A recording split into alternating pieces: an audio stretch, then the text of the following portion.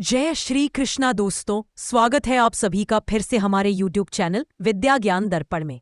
आप सभी को जीवित पुत्रिका व्रत का हार्दिक शुभकामनाएं। मित्रों, आज हम जीवित पुत्रिका का अत्यंत महत्वपूर्ण कथा सुनाने वाले हैं। जो भी माता और बहनें जीवित पुत्रिका का व्रत रखते हैं तो उन्हें इस मार्मिक कथा को अवश्य सुनना चाहिए।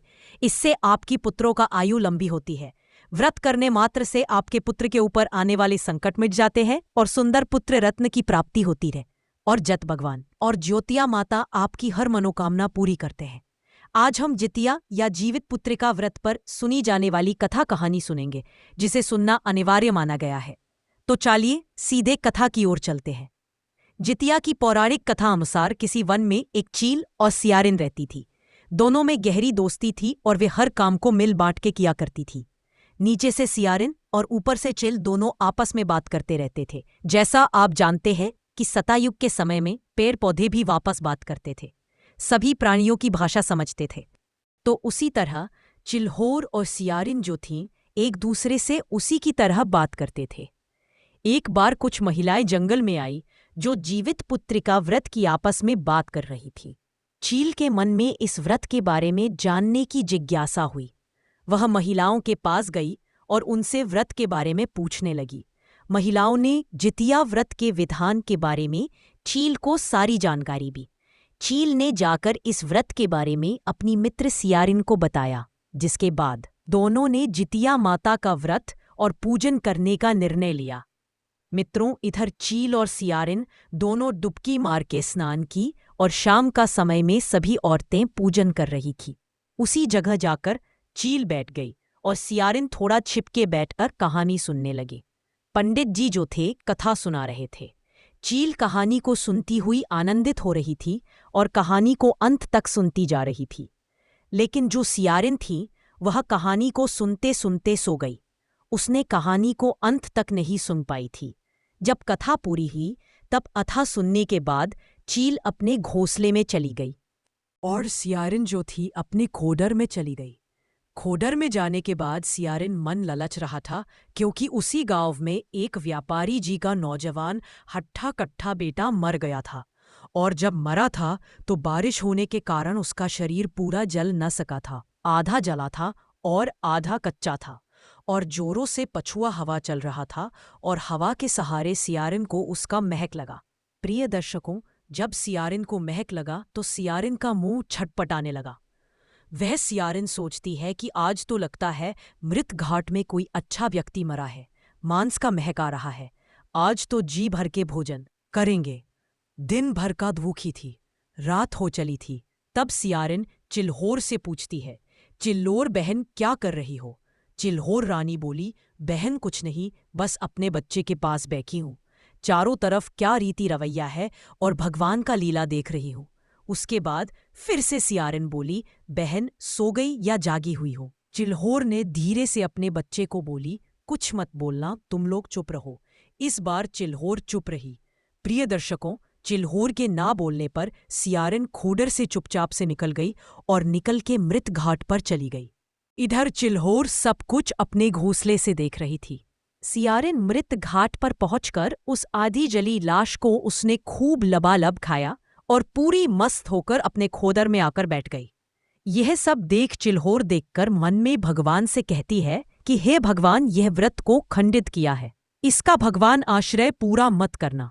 हे भगवान, छी छी, राम राम, कितना गंदा काम किया है। व्रत में भी भोजन कर ली और बोलेगी कि हम व्रत में हैं। हे भगवान, मुझे क्षमा करना, यह तो गलत की है। मन ही मन सोच रही है, जिससे उसका हृदय कांप रहा है। सियारिन अपने खो में बैठकर पटर पटर पकड़ाने लगी। उसके बाद चिल्होर कहती है कि बहन क्या पटपटा रही हो? सियारिन बोली, अरे बहन क्या बताऊं, भूख से तो मेरा प्राण निकला जा रहा है। मेरा पूरा हड्डियां टूट रहा है, पेट में तो उबाल मार रहा है, बस मेरा प्राण ही निकलने वाला है। भूख ही इसलिए हड्डियां पटपटा रहा है, प्राण मेरा लगता है निकल रहा है। उसके बाद भगवान का स्मरण करते हुए चिल्होर कहती है, वाह, मैंने तो खुद अपनी आंखों से देखा कि तुमने भोजन किया है मृत घाट पर जाकर। कुछ देर के बाद फिर से सियारिन पटपटाने लगी और चिल्होर से पूछा, अरे बहन, सुबह होने में अभी देर है क्या? चिल्होर कहती है, हाँ बहन, अभी सुबह होने में देर है, कुछ समय बाद सुबह हो जाएगी। प्रिय दर्शकों, सुबह होने के बाद सियारिन और चिल्हाउर दोनों गंगा जी में स्नान करने गई। सियारिन ने स्नान करने के बाद मृत घाट पर गई और बची खुची मांस जाकर भोजन कर ली, और चिल्हाउर ने स्नान करके और सुबह में जो गंगा के किनारे महिलाएं व्रत रखी हुई नहाने के बाद वह व्रत कथा को सुन रही थी। वही चिल्हाउर बैठकर कथा को सुनकर अपना व्रत को संपन्न करने के लिए पूर्ण नियम अनुसार एक गवाले के गौशाला में गई और गौशाला में जाकर गवाला से दूध मांगी। गवाला एक प्लास के पत्ते के दोने बनाकर दूध दे दिए। चिल्हाउर दूध से अपना व्रत खोली और उसके बाद ली गई उसी गंगा के तट पर लोग प्रसादी चढ़ाए थे। वह बचा खुचा कुछ वहां पर गिरा हुआ था, तो चिल्हाउर प्रसाद अपनी चोंच में लेकर घर आई और बच्चों को बोली, आओ बच्चों, तुम्हारे और अपने लिए भोजन लाई हूं, खा लो। उनको भोजन खिलाती है और आराम करती है। प्रिय मित्रों, उसके बाद समय बीतते बीतते कई वर्ष बीत गए। ऐसी प्रकार जब जब जितिया का व्रत आता, चिल्हाउर और सियारिन दोनों व्रत रखती और हर बार चिल्हाउर अपने व्रत को बार बार सही नियम और विधि विधान से करती, और वही सियारिन व्रत रखने के बाद हर बार तोड़ देती, खंडित कर देती थी। ऐसे ही समय बीतने पर चिल्हाउर कहती है कि बहन, अब मेरा अंतिम समय आ गया है, मैं अपने प्राण को त्याग करने के लिए गंगा में डुबकी लगाऊंगी। तब सियारिन कहती है कि मैं भी अपने प्राण को त्यागने के लिए गंगा में डुबकी लगाऊंगी।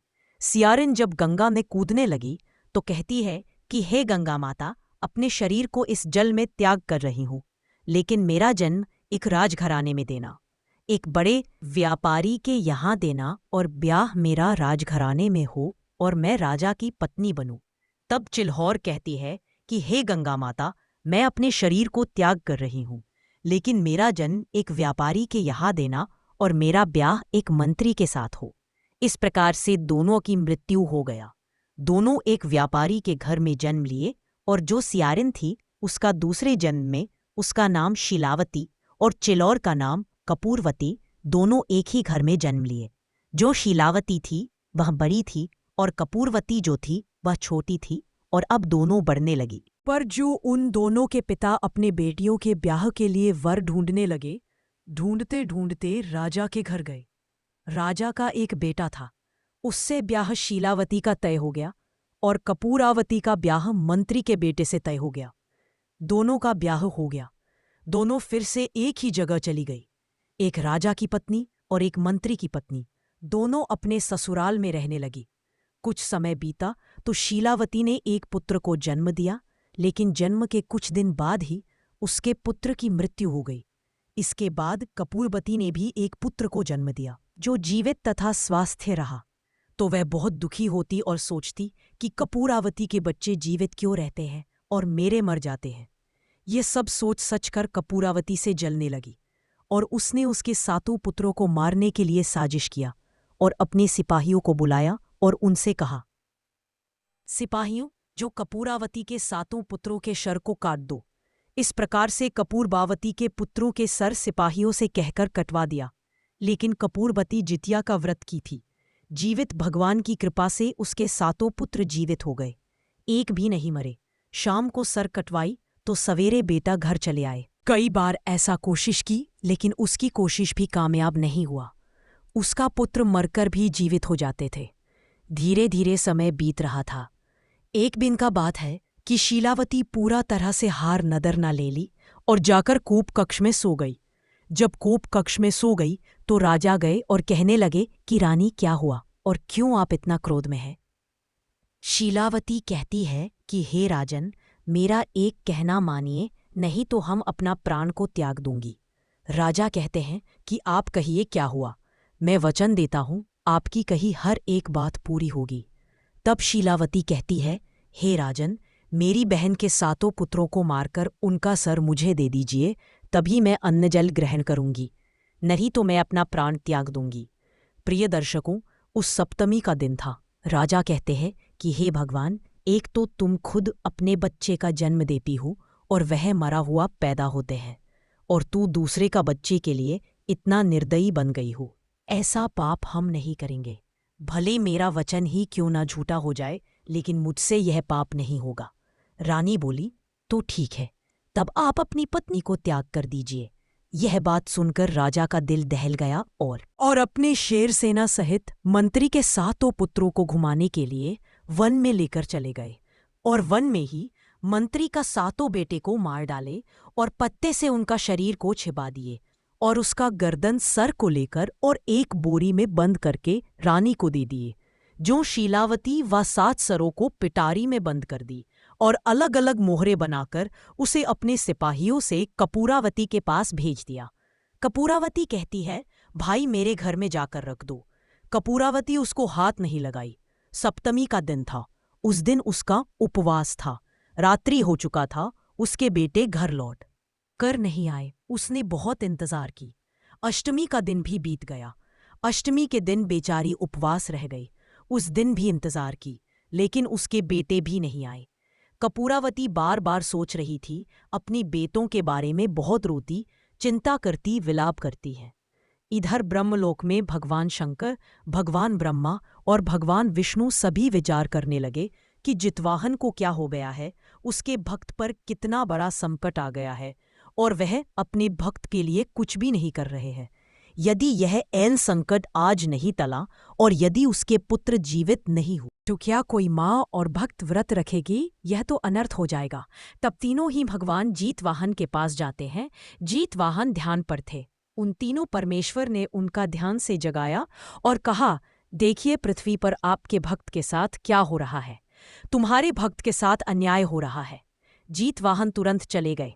शीलावती के घर उसके घर जाकर उसके संदूक में भरे हुए 7 सर को ले आए और वन में ले जाकर उसे जोड़कर और अमृत जल छिड़क दिए। 7 पुत्र जीवित हो गया और 7 पुत्र को जीवित हो जाने के बाद वह सभी पुत्रों को घोड़े पर सवार करके कपूरावती के घर भगवान जीतवाहन स्वयं पहुंचा दिए। कपूरावती बहुत चिंतित थी कि अरे रात्र बीत गया है, मेरे बेटे अभी तक नहीं आए। तभी उसके पुत्रों ने दरवाजा को ठोका खोलने के लिए। वह भागती दौड़ती दरवाजे के पास आई और दरवाजा खोली। जब दरवाजा खोली तो सभी बेटे पर नजर पड़ा। तब उसके बेटों ने अपनी माता को सारा हाल बताया कि हमें राजा साहब वन में ही छोड़ दिए थे और वह लौटकर चले आए थे। यह सब सुनकर कपूरावती कुछ नहीं बोली, अपने पुत्रों को घर में लेकर चली गई। सुबह हुआ तो सुबह में ही स्नान की। स्नान करके अपने पुत्रों को भी स्नान करवाई और पूजन के समय कपूरावती भगवान जूतवाहन का पूजा की। पूजा करके और मन ही मन सोचती है कि मेरी बहन ने मेरे लिए क्या भेजी है, जरा देखते हैं। जब संदूक को खोलकर देखी तो उसके बच्चों का सर, सोने का गहने, हीरे जवाहरात में सब बदल गया था। बेचारी अपना हीरा जब के गहना पहन के और पूरा तन को जड़ ली। बड़े बड़े सोना चांदी थे, हीरे का हार था, उसके बेटे के लिए सोने का कड़ा था और ये सब जूतवाहन भगवान का कृपा है। वहां से रानी चुपचाप चली गई और घर आकर एक चिट्ठी लिखी। चिट्ठी लिखकर और सिपाही को, और हे सिपाही, यह चिट्ठी ले जाकर मंत्री जी को दे देना। सैनिक ने वह चिट्ठी ली और ले जाकर मंत्री जी को दे दिया। मंत्री चिट्ठी पढ़कर बोले कि ठीक है। मंत्री जी घर आए और अपनी पत्नी से बोले कि रानी आपको, महारानी ने आपको बुलावा भेजा है और तुमको ले जाने के लिए रथ और घोड़े आए हैं। तब मंत्री की पत्नी बोली, हे महाराज, मैं रथ और घोड़े से नहीं जाऊंगी। हम ठहरे एक मंत्री की पत्नी, राजा की पत्नी थोड़ी हूं। मैं पैदल ही चली जाऊंगी और जाकर उसे बोल दीजिए।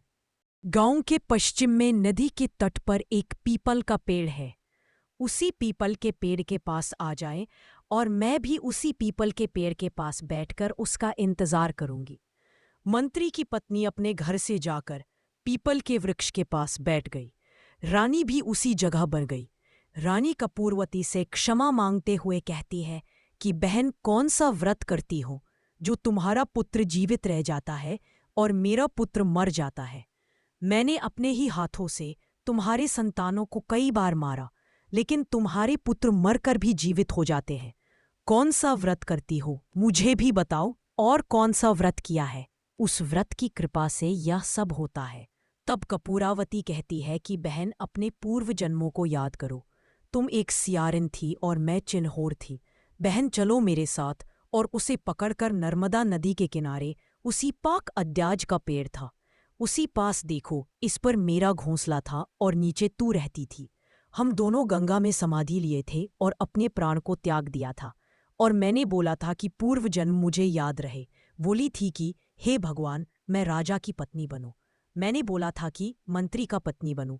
तो बहन, तुम्हारा बच्चा इसलिए मर जाता है क्योंकि तुमने पूर्व जन्म में जित्तिया व्रत खंडित किया था। मैंने तुमसे व्रत रखने को मना भी किया था, लेकिन तुम नहीं मानी। व्रत रखने के बाद तुम्हें भूख लगी और तुमने मांस खा लिया। उसी कर्म की सजा तुम्हें मिल रही है। यही कारण है कि तुम्हारे बेटे मर जाते हैं और मेरा पुत्र मरकर भी जीवित हो जाते हैं। दोस्तों, ये सुनकर शीलवती बोली, ठीक है बहन, हम भी व्रत करूंगी। धीरे धीरे समय बीतने पर फिर से अश्विन मास आया। कृष्ण पक्ष का सप्तमी के दिन दोनों बहनें गंगा में जाकर स्नान की। स्नान करके और अष्टमी के दिन नियम अनुसार व्रत रखी। दोनों बहनों एक साथ पूजा की, व्रत तोड़ी। व्रत तोड़ने के बाद सुबह और शाम को जित्तिया का व्रत कथा पूरे मन से सुना। धीरे धीरे समय बीतने पर शीलवती को भी पुत्र जन्म लिया तो जीवित रह गया, और फिर से कपूरावती का भी एक पुत्र हुआ। धीरे धीरे शीलवती को 2 पुत्र हो गए और सब जीवित रह गए, और कपूरावती को एक ही पुत्र फिर से हुआ तो दोनों बहनों को पुत्र जो था जीवित रहने लगा। कपूरावती को 8 पुत्र और शीलवती को 2 पुत्र, और सब जीवित रह गए। तो प्रेम से बोलिए, जितवाहन भगवान की जय, जियामाई की जय। तो दोस्तों, कैसी लगी आपको ये चील और सियारिम की कथा? अगर आपको पसंद आई हो तो लाइक ज़रूर करें। अब फिर मिलेंगे अगली वीडियो में।